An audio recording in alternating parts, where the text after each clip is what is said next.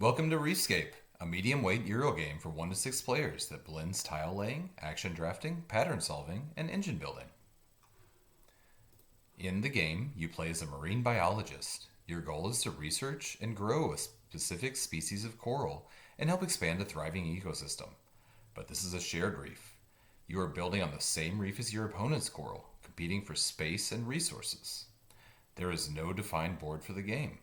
Players move or place their tiles and compete for influence over key habitats, but always with the caveat that no move can break the contiguity of the shared reef.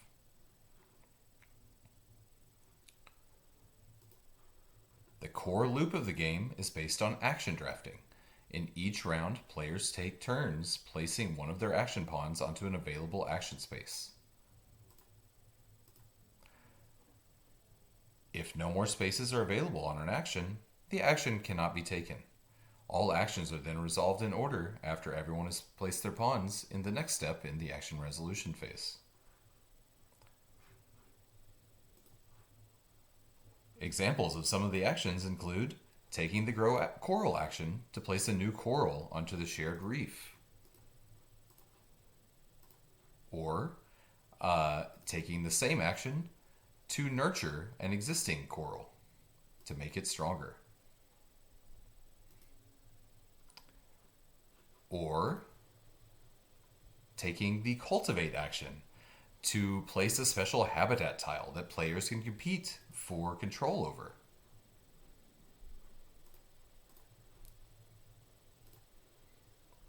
Or other actions like the introduce life action that lets you add marine life meeples like fish and starfish to habitats on the reef.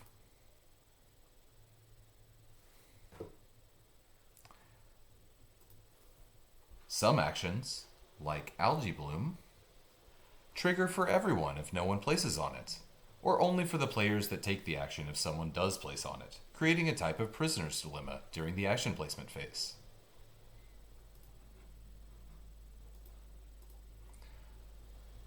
There are two main resources in the game: minerals, used for growing or changing the reef, and insight, a secondary currency used primarily for scientific breakthroughs. Players need to manage their resources wisely to ensure their planned actions are resolved as expected.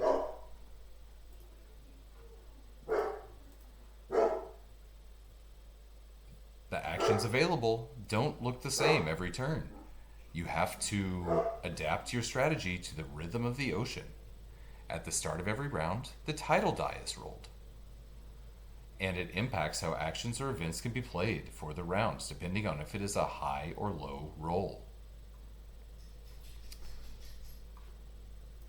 Players also interact with marine research cards throughout the game.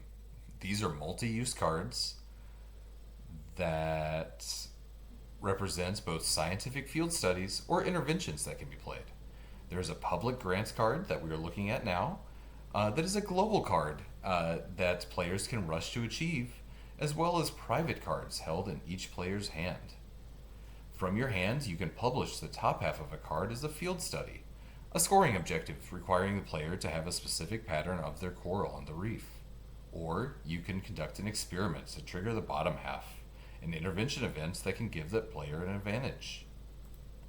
But aggressive scientific intervention generates anthropogenic threat.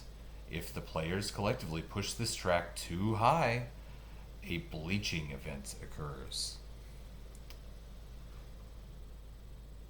When bleaching happens, coral tiles across the reef are bleached based on the current tidal roll.